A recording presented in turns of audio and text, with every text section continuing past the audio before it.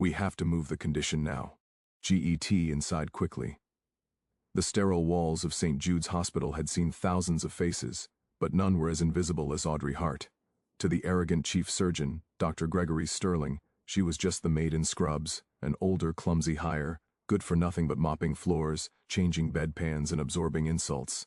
He laughed at her silence, mocked her trembling hands. He had no idea those same hands had once held the lives of special operations soldiers together inside burning Black Hawks over the Hindu Kush. He thought he held all the power until the day the glass doors shook, not from an explosion, but from the roar of a Navy Seahawk descending onto his hospital's helipad. They weren't looking for a doctor, they were screaming for the nurse he had just fired. Rain hammered against the sliding glass doors of the emergency room at St. Jude's Medical Center, a steady rhythm that usually calmed Audrey Hart. Tonight, it was drowned out by Dr. Sterling's voice. "Hart, for God's sake, are you mopping the floor or painting a masterpiece?" He barked across the nurse's station, drawing snickers from two young residents. "We've got a trauma incoming in 10 minutes. Try not to make the floor a death trap." Audrey didn't look up. She focused on a stubborn scuff mark in the linoleum, her grip on the mop tightening just enough to turn her knuckles white. "Yes, doctor," she said softly, emotionless. "Unbelievable," Sterling muttered loudly as he turned to Brenda, the head nurse who acted more like his personal cheerleader than a medical professional. "I ask HR for trauma-trained staff, and they send me geriatric washouts. She's 40 if she's a day, and she moves like she's underwater." Brenda let out a sharp laugh. "She's just slow, Dr. Sterling. Some people aren't built for a level 1 trauma center. Maybe she belongs in the cafeteria." Audrey squeezed the mop into the yellow bucket. Dirty water swirled dark and murky, like memories she kept locked behind a steel door in her mind. She wasn't slow, she was efficient. Every movement she made was measured, controlled, a habit forged during 72-hour shifts in dust-choked field hospitals where wasted motion meant wasted seconds, and wasted seconds meant death. But in the polished fluorescent world of civilian medicine, her economy of motion looked like weakness, her silence looked like stupidity. She wheeled the bucket toward the utility closet, passing the trauma bay where Dr. Sterling was posturing in front of the residents. Tall, polished, handsome in a rehearsed kind of way. A technically skilled surgeon with an ego that filled more space than the gurneys. "Listen up," Sterling announced, holding a scalpel like a professor with a pointer. "In trauma, you are gods. The patient lives or dies based on your decisions. Confidence is everything." Audrey paused just long enough to hear that. Gods. She had worked with men who never called themselves that. Men who bled, sweated, and broke their bodies trying to keep others alive while rockets screamed overhead. She pushed the cart into the closet and closed the door quietly, because real gods didn't brag. They worked in silence. You're watching Hero Revealed, where the quiet heroes finally get their story told. If this opening pulled you in, hit like and subscribe to Hero Revealed for powerful military and hidden hero stories every week. And tell us in the comments, what country are you watching from? Our Revealed family spans the globe because sometimes the person everyone overlooks is the one the military comes back for. You decide who lives, who dies. You don't hesitate. You don't flinch. Unlike some staff members who flinch at the sound of a drop tray. He cast a derisive glance toward the closet where Audrey was stowing the mop. Earlier, a metal tray had clattered to the floor, and Audrey had instinctively dropped into a low crouch, scanning the perimeter. It was a reflex, a PTSD tick she hadn't managed to kill. To them, she looked like a frightened rabbit. Audrey exited the closet, smoothing her navy blue scrubs. She walked over to the patient chart rack, hoping to find a simple laceration or a fever to tend to something to keep her away from Sterling's orbit. Brenda interjected, stepping in front of the rack. "Dr. Sterling needs his coffee, black, 2 sugars, and check bed 4. The drunk guy threw up again. Clean it up." Audrey looked at Brenda. The woman was younger, perhaps 30, with perfectly done makeup that somehow never smeared during a 12-hour shift. "I'm a registered nurse, Brenda, not a janitor. The janitorial staff is on break. But I can call. I'm the charge nurse," Brenda snapped, her smile vanishing. "And I'm telling you to clean bed 4, unless you want me to write you up for insubordination again. I'm sure the board would love to hear how the new hire is refusing direct orders."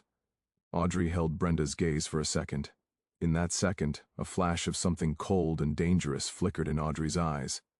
the look of a woman who had once stared down a warlord in a negotiating tent in Kandahar. Brenda blinked, taking a half-step back, suddenly unsettled without knowing why. Then the mask slid back into place.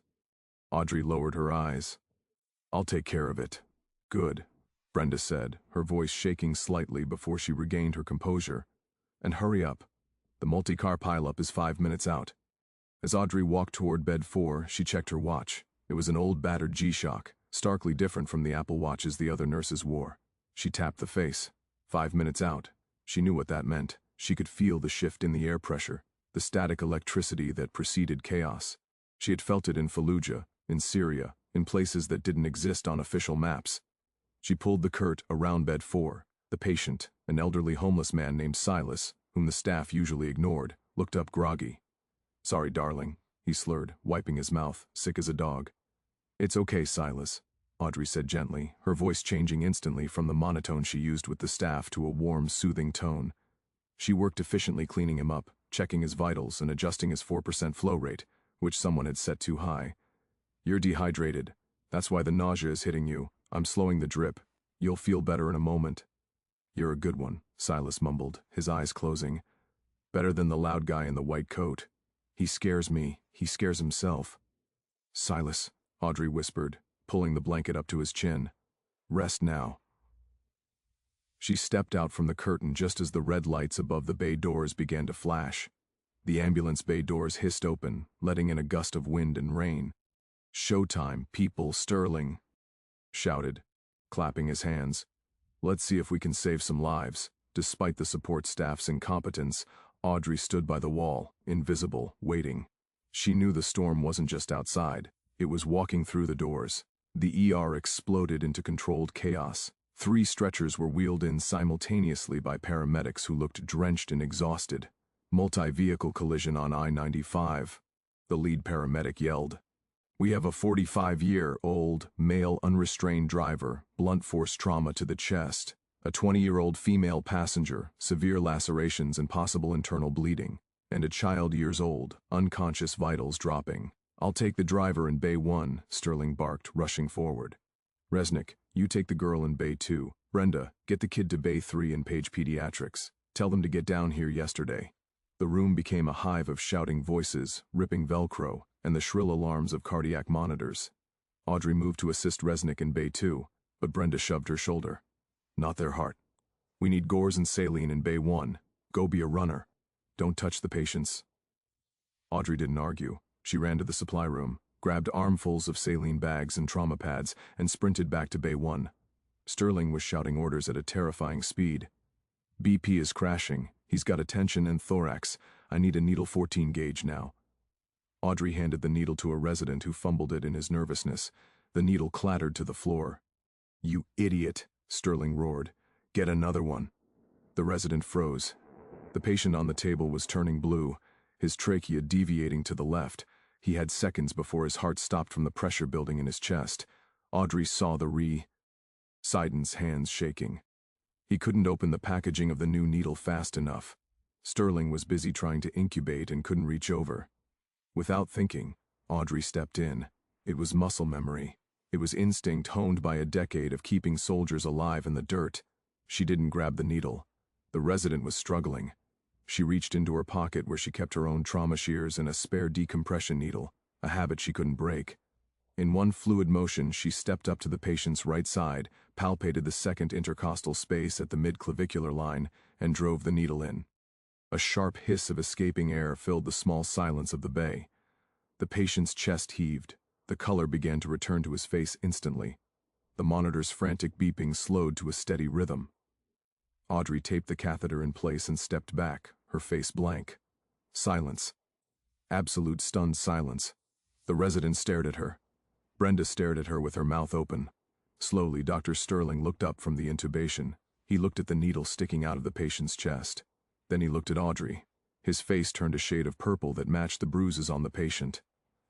"What did you just do?" Sterling whispered, his voice trembling with rage. He was crashing. "Doctor," Audrey said calmly, "the resident was compromised. Tension and thorax-relieved SATs are rising to 94. You, Sterling, stepped away from the table, ripping his gloves off. You are a nurse. You are a geriatric nurse. You do not perform invasive procedures in my ER. You could have killed him." "I saved him," Audrey said, her chin lifting slightly. "He would have arrested in 10 seconds. I don't care." "If you turned water into wine," Sterling screamed. Stepping into her personal space, he loomed over her, using his height to intimidate. "You are unlicensed for that procedure in this facility. That is assault. That is malpractice. You are a liability." "Dr. Sterling, the patient is stable," Resnick called out from the next bay, trying to defuse the situation. "Shut up, Resnick." Sterling spun back to Audrey. "Get it out." Audrey blinked. "Doctor, get out." Sterling pointed to the automatic doors. "You are fired immediately. Get your things and get off my floor before I have security throw you out. I will make sure you never woe in a hospital in this state again. You're done." The entire ER was watching, the paramedics, the other nurses, the patients who were conscious. Audrey looked around. She saw pity in some eyes, satisfaction in Brenda's. She felt a familiar weight in her chest, the weight of injustice, but she had swallowed worse things than the ego of a civilian doctor. She unclipped her ID badge. "Fine," she said softly. She placed the badge on the metal tray next to the biohazard bin. "Good luck with the shift." She turned and walked away. The walk of shame. She could feel Sterling's eyes boring into her back. "And don't expect a reference," Sterling shouted after her. Audrey pushed through the doors into the waiting room, the cold air hitting her face. She walked past the confused families, past the security guard who gave her a nod, and out into the rainy night. She stood under the awning of the hospital entrance, the rain soaking the bottom of her scrub pants. She reached into her pocket for her car keys, her hands finally shaking now that the adrenaline was fading. She was unemployed. She had rent to pay. She had tried to live a normal life, a quiet life, and she had failed. "Maybe I am broken," she thought. "Maybe I don't belong here." She was about to step into the rain toward the parking lot when a sound made her freeze. It started as a low thrumming, vibrating in the soles of her sneakers. Then it became a rhythmic beating that rattled the windows of the hospital behind her. It grew louder, deeper, a sound she knew better than her own heartbeat rotors. But this wasn't the standard medevac chopper that brought trauma patients. The medevac sounded like a lawnmower, high-pitched and whiny. This sound was heavy, aggressive. It was the sound of raw horsepower and military-grade turbine engines. Audrey looked up out of the storm clouds cutting through the rain with searchlights blazing. A massive dark shape descended. It wasn't heading for the helipad on the roof. It was coming down right in the middle of the hospital parking lot, blowing car suspension down and sending debris flying. It was a Sikorsky MH-60 Seahawk. Dark gray paint, no medical markings. The wind from the rotors nearly knocked Audrey over. She shielded her eyes against the grit. The side door of the helicopter slid open before the wheels even touched the asphalt. Inside the hospital, the ER staff had rushed to the windows. Sterling, Brenda, and the residents were pressing their faces against the glass, watching in confusion. "What is that?" Brenda asked, her voice high with panic. "Is it a crash?" "No," Sterling said, frowning. "That's the Navy." Two figures jumped out of the helicopter. They were dressed in full tactical gear, multicam uniforms, drop-leg holsters, communication headsets. Not doctors, soldiers. They sprinted toward the ER entrance, ignoring the security guard who was cowering behind a pillar. Audrey stood her ground. She recognized the walk. She recognized the urgency, the lead. So Allier, a towering man with a thick beard and the rank of Master Sergeant visible on his chest patch, saw her standing under the awning. He skidded to a halt 10 feet away. He looked at her wet scrubs. He looked at her tired face. Audrey, the soldier, roared over the sound of the rotors. Audrey Hart. Audrey straightened up her posture, shifting instantly from the fired nurse to something entirely different. "Sergeant Miller." The soldier ran up to her, breathless. "Thank God we found you. We tracked your phone." The hospital doors slid open behind Audrey. Sterling and Brenda came running out, followed by security. "Hey!" Sterling shouted, trying to regain authority over the chaotic scene. "You can't land that thing here. This is private property. I'm calling the police." The Master Sergeant didn't even look at Sterling. He kept his eyes locked on Audrey. "We need you," the sergeant said, his voice desperate. "It's the colonel. He's been hit bad. Private sector doctors can't stabilize him. He's asking for the ghost. He's asking for you." Sterling froze. The ghost. Audrey looked at the sergeant, then back at the helicopter. "I'm not active duty anymore, Miller. I'm a civilian. I just got fired." The sergeant stepped closer. Audrey, it's Reaper, it's Sullivan. He took 3 rounds in a training op gone wrong. He's got maybe an hour. He won't let anyone else touch him. He said, get me hard or let me bleed out. Audrey's heart stopped. Sullivan, the man who had carried her out of a burning convoy in Aleppo, the man she owed everything to. She looked back at Sterling. The doctor looked small now, insignificant. I need a flight suit, Audrey said, her voice cutting through the noise like a blade. On the bird, Miller said, let's go. Audrey took a step, then stopped. She turned slowly to face Dr. Sterling. The rain dripped from his nose. He looked terrified of the soldiers of the helicopter, and suddenly of her. Dr. Sterling, Audrey said, her voice clear. You were right about one thing, W. Hat. Sterling stammered. I don't belong in your hospital. She turned and sprinted toward the helicopter. The interior of the MH-60 Seahawk was a deafening, vibrating world of steel and shadow, a world Audrey Hart had not inhabited for 5 years. As the helicopter banked sharply, leaving the city lights of the hospital far below, the transition within her was almost physical. The slouch she had adopted to appear non-threatening to the hospital administration vanished. Her spine straightened, her eyes usually cast down to avoid confrontation with Brenda or Dr. Sterling, now scanned the cabin with predatory alertness. Sergeant Miller handed her a headset. She slid it over her ears, the roar of the rotors dampening to a dull humming of the comms loop. Sit up, Miller, Audrey said.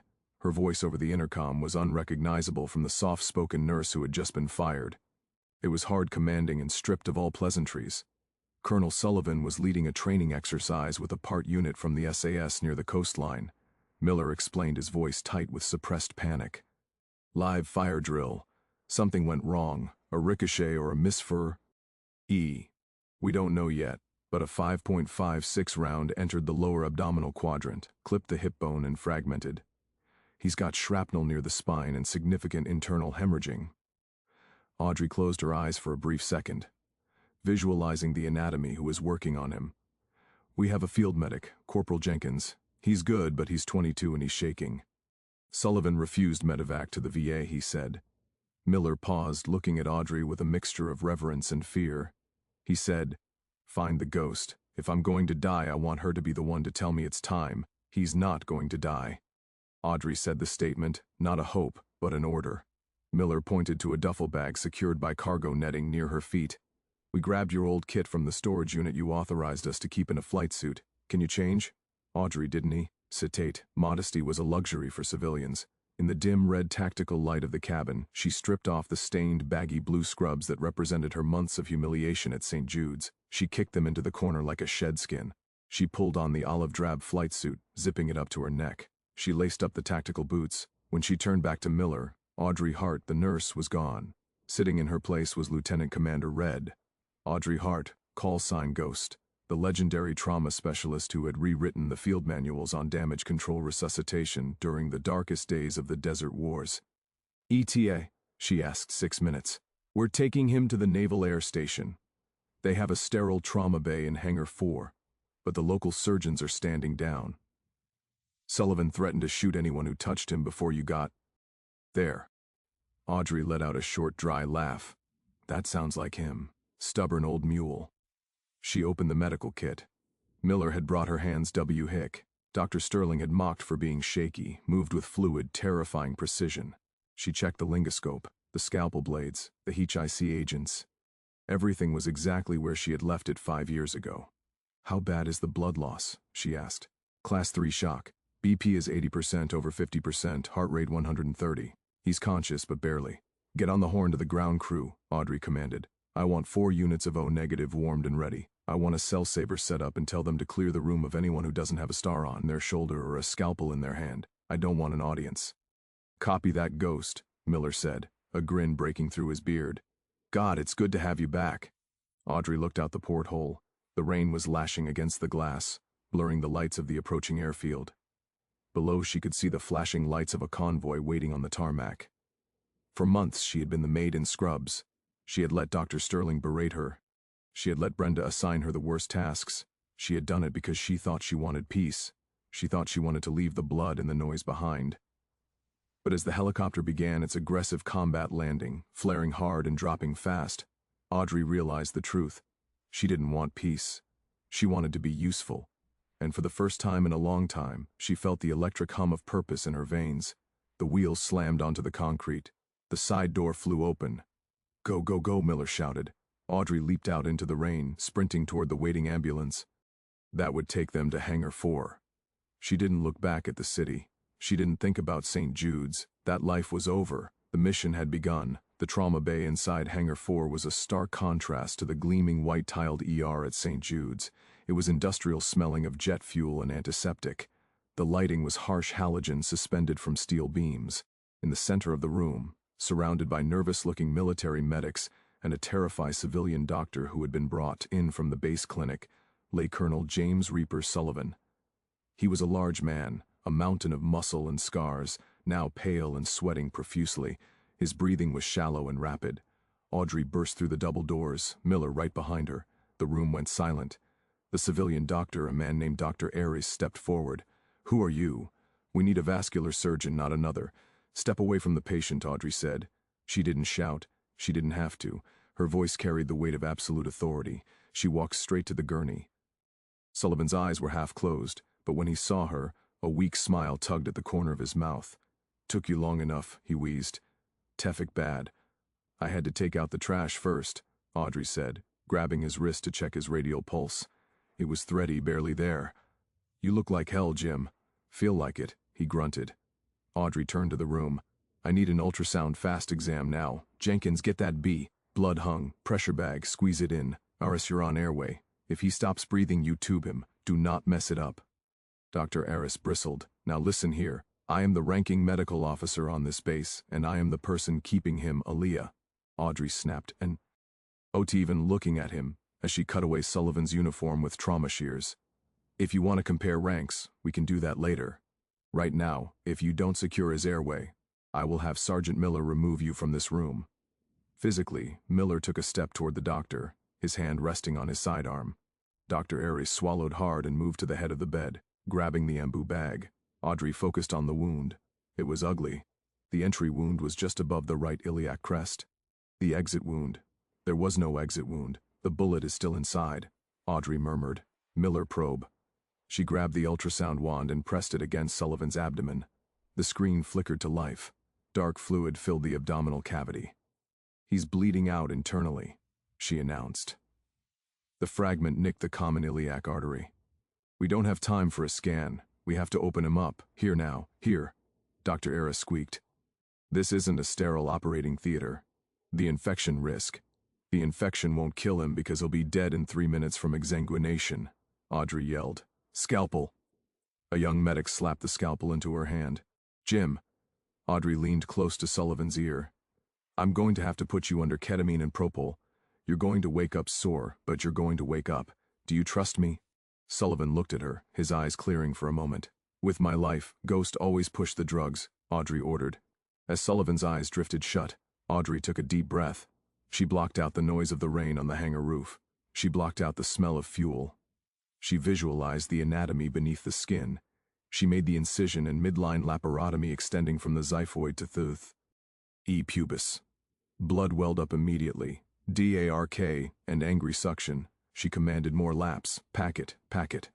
Her hands moved in a blur. She reached into the abdominal cavity, her fingers working blindly through the pool of blood to find the source. She felt the tear in the artery. It was jagged, pulsing weakly. "I've got the bleeder," she said, her voice calm. "Vascular clamp." She clamped the artery. The immediate flow of blood stopped. The monitors, which had been screaming a low-tone warning, began to settle. "Pressure is stabilizing," Jenkins called out. 90/60. "Okay," Audrey exhaled. "Now the hard part. I need to suture this. The fragment is wedged against the lumbar vertebrae. If I move it wrong, I paralyze him." For the next hour, the hangar was silent, except for the rhythmic beeping of the monitor and Audrey's quiet commands. Forceps 50 Proline retractor. She worked with a delicacy that defied the brutality of the environment. She dissected the tissue around the artery, removed the jagged metal fragment that was pressing dangerously against the nerve root, and sutured the vessel wall. It was a surgery that would have been difficult in a Mayo Clinic operating room with a full team. Audrey was doing it in a hangar with a field kit. "Suture complete," she whispered. Releasing the clamp now, she released the metal clamp. She watched. No blood leaked. The pulse in the artery was strong and rhythmic. "Flow is restored," she said. "He's pinking up." A collective sigh went through the room. Sergeant Miller slumped against the wall, wiping sweat from his forehead. Even Dr. Eris looked at her with wide, stunned eyes. That was Eris stammered. "I've never seen a repair like that." The speed, the technique. Audrey didn't answer. She began closing the abdomen, her stitching neat and efficient. "Get him ready for transport to Walter Reed once he's stable," she said, finally stepping back and stripping off her bloody gloves. "But he's out of the woods." She walked over to a metal sink in the corner and began scrubbing her hands and arms, the water turning red. She looked at herself in the polished metal reflection. Her hair was messy, her face stray with sweat, and a smear of Sullivan's blood on her cheek. She felt exhausted, but she also felt alive.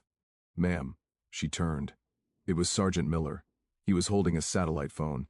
"It's General Holloway from the Pentagon. He wants a status report, and he wants to know why the hell you were working as a janitor in a civilian hospital." Audrey dried her hands on a paper towel. A cold, hard look entered her eyes. "Give me the phone," she said. And Miller, "Yes, Ghost. Get the helicopter ready again. Once I talk to the general, I have some unfinished business to attend to." "Back at St. Jude's?" Miller asked, a knowing look on his face. "Back at St. Jude's," Audrey confirmed. "Dr. Sterling fired a nurse tonight. I think it's time you met the commander." St. Jude's Hospital was in a state of meltdown. It had been 2 hours since the black helicopter had lifted off, taking the incompetent nurse and the mysterious soldiers with it. The rain had stopped, but the atmosphere inside the ER was electric with confusion and fear. Dr. Sterling was pacing the nurse's station, trying to project an air of authority, but his hands were shaking. He'd been fielding calls from the hospital director, the local police, and the FA for the last 90 minutes. "I'm telling you, I don't know who they were," Sterling shouted into the phone, his face red. "They trespassed. They destroyed 3 cars in the parking lot, and they kidnapped a staff member." He slammed the receiver down. Brenda was sitting at the desk scrolling through her phone, her face pale. "Dr. Sterling," she whispered, "you need to see this, not now." "Brenda, I have to figure out how to explain this to the board." "Greg, look." She shoved the phone in his face. It was a TikTok video. It had been filmed by a teenager in the waiting room through the glass doors. The caption read, "WTF? Navy SEALs raid hospital to save nurse." The video was shaky, but the image was clear. It showed the helicopter landing, the massive soldier jumping out, and the interaction with Audrey. It showed Sterling shouting, looking small and impotent next to the giant master sergeant. But the most damning part was the audio. The teenager had been close enough to the door to catch the sergeant's shout. "It's Reaper. He's asking for the ghost. He's asking for you." The video already had 2.4 million views. "Read the comments," Brenda said, her voice trembling. Sterling squinted at the scrolling text. "User 77, OFG. Is that Audrey Hart? My dad served with her in Carbell. She's not a nurse, she's a legend. User Marine SL01, the ghost. That's the angel of the Corps and Gaul. She saved my whole platoon in 2018. Who is the idiot doctor yelling at her vet life? That doctor is Dr. Gregory Sterling at St. Jude's. He's toast. You don't disrespect a Navy Cross recipient. Navy Cross." Sterling whispered, the blood draining from his face. "That's him. Possible. She's a temp. She dropped a tray of Instrum. Ents this morning. She was faking it," Brenda said, realizing the horror of her own complicity. "She was laying low and we treated her like dirt." Suddenly, the automatic doors of the ER slid open, but it wasn't a patient. 4 men in dark suits walked in. They moved with a synchronized shark-like efficiency. Following them was a man in a crisp navy dress uniform, 2 stars gleaming on his shoulders. Rear Admiral Holloway. The ER went dead silent. Even the patients stopped moaning. The Admiral scanned the room, his gaze landing on Dr. Sterling like a laser designator. He walked over his footsteps echoing on the linoleum. "Dr. Gregory Sterling?" the Admiral asked. His voice was polite, but it carried an undertone of immense danger. "Ah yes, I am the Chief of Surgery," Sterling stammered, straightening his white coat. "If this is about the helicopter, I have already filed a complaint with the police. It was a reckless endangerment meant of my facility, and I'm not here about the helicopter," Holloway interrupted calmly. "The United States Navy will reimburse the damages to your parking lot." He stepped closer, invading Sterling's personal space. "I am here about Lieutenant Commander Audrey Hart." Sterling swallowed. She was fired for incompetence. She performed an unauthorized procedure. Incompetence? Holloway repeated the word as if tasting something rotten. He turned to one of the suits. Agent Vance, play the tape. One of the men in suits held up a tablet. It showed the security footage from Bay 1 captured just hours ago. It showed the resident freezing. It showed the patient dying. And then it showed Audrey moving in fast, efficient, perfect, and inserting the needle. That saved the man's life. We reviewed the footage. Holloway said that was a textbook needle thoracostomy performed in under 3 seconds. The patient, Mr. D. John Doe, is currently stable in your ICU thanks to her. If she hadn't acted, he would be dead. Is that your definition of incompetence, doctor? She didn't have privileges, Sterling argued. We wiki, it's a liability. The woman you fired, Holloway continued, ignoring the excuse, is one of the most decorated combat trauma specialists in the history of the Naval Medical Corps. She served 4 tours with Joint Special Operations. She holds the Navy Cross for valor. She retired to take care of her sick mother and wanted a quiet life. She wanted to serve your community. Holloway leaned in his face inches from Sterling's, and instead of utilizing her skills to save lives, you had her mopping floors and humiliated her because her quiet competence threatened your fragile ego. Now see here, Sterling tried to bluster. You can't talk to me like that. I run this rot, a new voice said. Sterling spun around. Standing behind the Admiral was Dr. Pinter, the hospital director. He looked furious. Director Pinter, Sterling said, relieved. Tell these men to leave. Pack your things, Grego. Rye, Pinter said coldly. I saw the video. I saw the comments. The donor phones have been ringing off the hook for the last hour, threatening to pull funding if the doctor who fired the war hero isn't removed. You're suspended pending an investigation by the medical board. Sterling looked around. The residents were staring at him. Brenda was looking at her shoes. The security guard was smirking. You can't do this, Sterling whispered. It's done. Pinter said, Adm. You roll Pinter to the military man. Is she coming back? We would be honored to reinstate her with a promotion, head nurse, anything she wants. Holloway checked his watch. She is currently en route back here, not to work. She left something behind and she wants to visit a patient. A patient? Pinter asked. A Mr. Silas Vance? Hayes said, reading from a file. A homeless veteran she was tending to when she was fired. She wants to ensure his care plan is followed. Sterling felt a wave of nausea. The homeless man, the man he had told her to ignore. She's coming back, Brenda squeaked. Oh yes. Alloway smiled, but it didn't reach his eyes. And she's bringing the colonel with her. He insisted on meeting the man who called his savior a maid. At that moment the sound returned. The deep thrumming beat of rotors, the glass doors rattled. She was back. And this time, she wasn't coming in through the service entrance. The return of the MH-60 Seahawk was different this time. When it had first landed, it was an invasion, a shock to the system of a quiet, rain-slick hospital parking lot. Now, as the rotors beat the air into submission, the sound felt like a judgment. Inside the emergency room, the atmosphere was suffocating. Dr. Gregory Sterling stood near the nurse's station, his face a mask of crumbling arrogance. He'd been stripped of his badge by Director Pinter, but he hadn't left yet. He couldn't. His ego wouldn't allow him to flee like a criminal. He needed to have the last word. He needed to prove that he was the victim. Oh, a military overreaction. The automatic doors slid open, but nobody walked through immediately. First came 2 Marines in dress blues stepping in with precise synchrony. Z movements to hold the doors. Then a wheelchair was guided through. In it sat Colonel James Sullivan. He was pale and 4-line running into his arm and a fresh bandage visible beneath his unbuttoned uniform jacket. But his eyes were sharp, scanning the room with the intensity of a weapons system, acquiring a target. Pushing the wheelchair was Audrey Hart. She was still wearing the olive-drab flight suit, now stained with the colonel's blood and the grease of the hangar. She walked with her head high, her posture relaxed but ready. She didn't look like the maiden Scrubs anymore. She looked like a warrior, returning to the battlefield to collect her dead. Behind them trailed Rear Admiral Holloway and the entourage of suits. The silence in the ER was absolute. The phones had stopped ringing.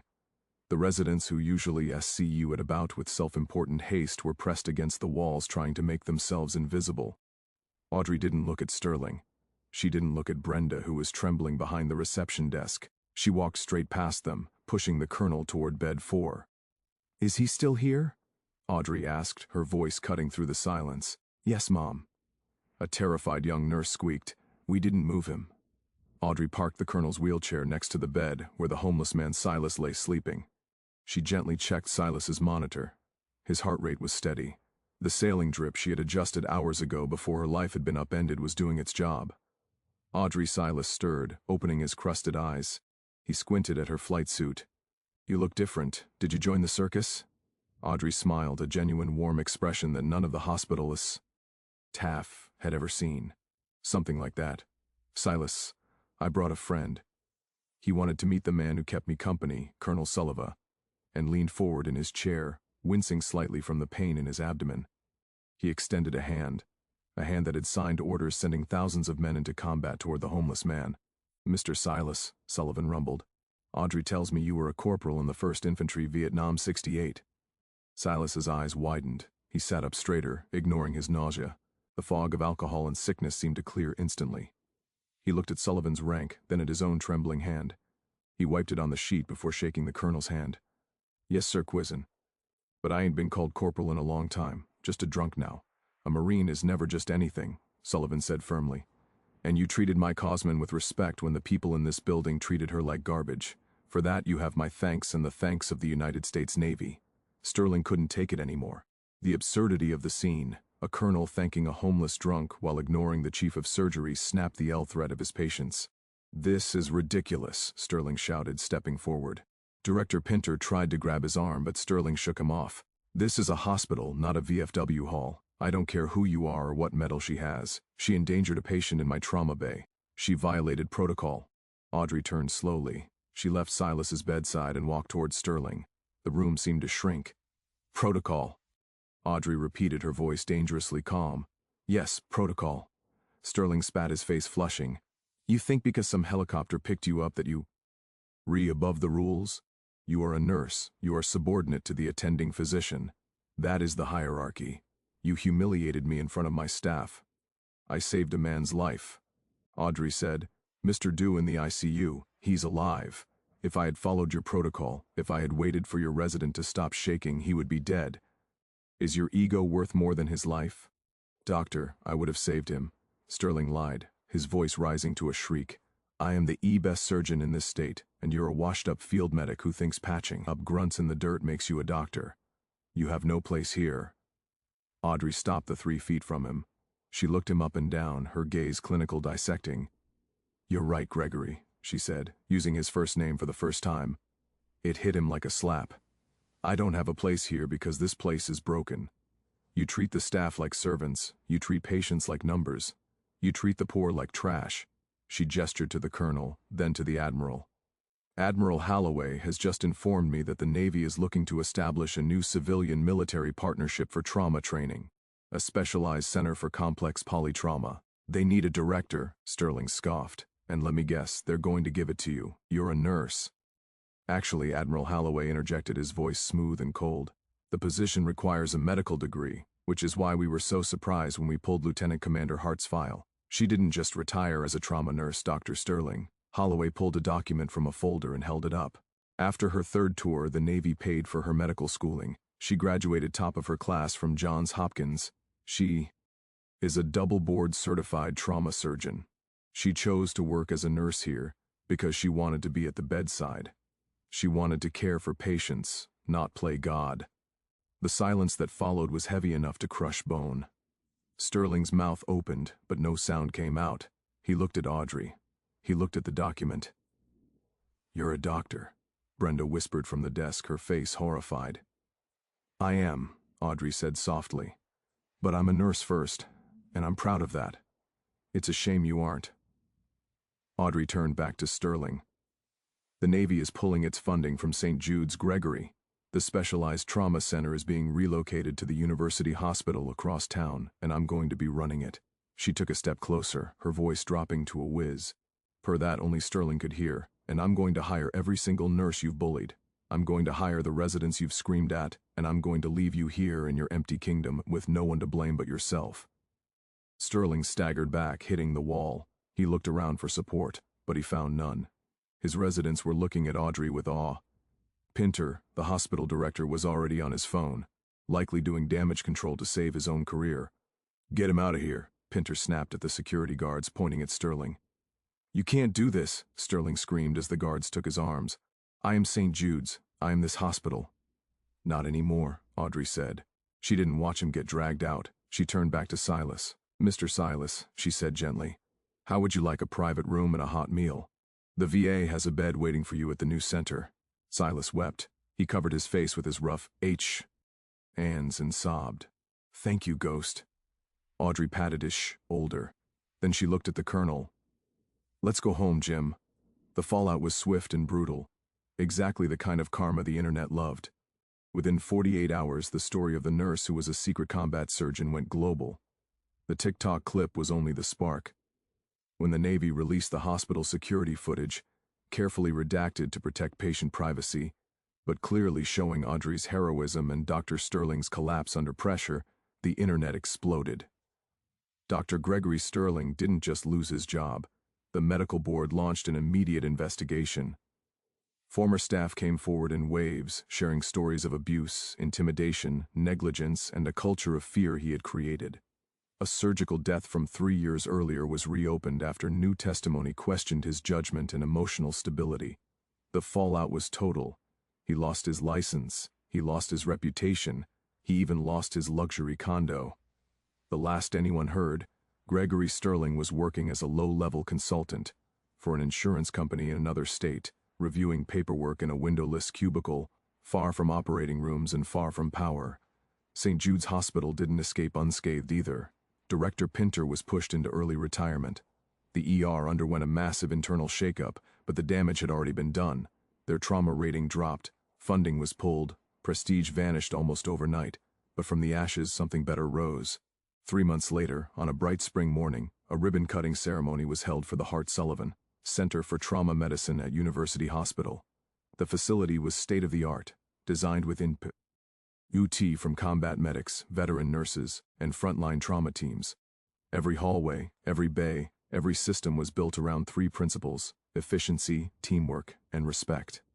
Audrey stood at the podium. No scrubs, no flight suit, just a simple white coat. Beneath her name, the embroidery read, Audrey Hart, MD-RN, Director of Trauma. Jerry. In the front row sat Colonel Sullivan, fully recovered and back on active duty, having flown in just for this day. Beside him was Sergeant Miller, stiff and uncomfortable in a formal uniform. And next to Miller sat a man almost unrecognizable, clean-shaven, wearing a modest suit, leaning on a cane. Silas, now the Sense patient liaison, helping veterans navigate the healthcare system. He looked lighter, younger, like someone finally given a second chance. Audrey adjusted the microphone. She hated speeches, she preferred action. But this needed to be said.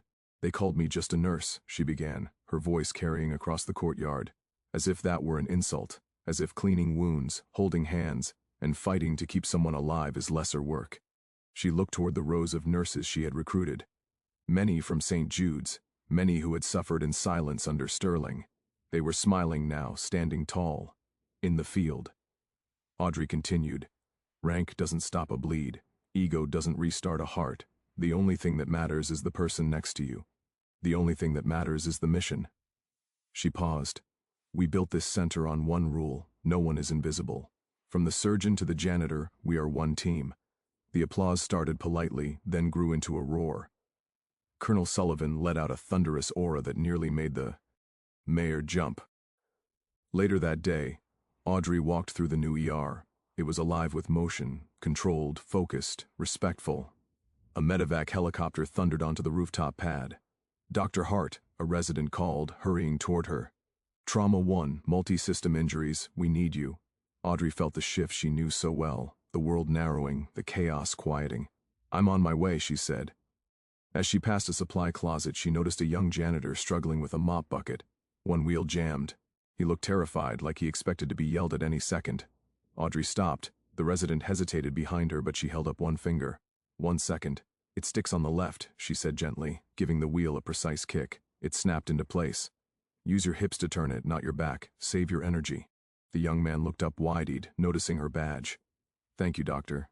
Audrey smiled, thinking of rain on hospital windows and a man who thought titles made him powerful. You're welcome, she said. And if anyone gives you trouble, you send them to me. Then she turned and walked into the trauma bay, the doors hissing shut behind her, exactly where she belonged. Audrey Hart's story is a reminder that real strength doesn't need to be loud. While some chase respect with titles and ego, others earn it through action, compassion, and quiet courage. In the end, karma didn't just punish the arrogant, it elevated the humble, because titles can be handed out, but legacy is earned,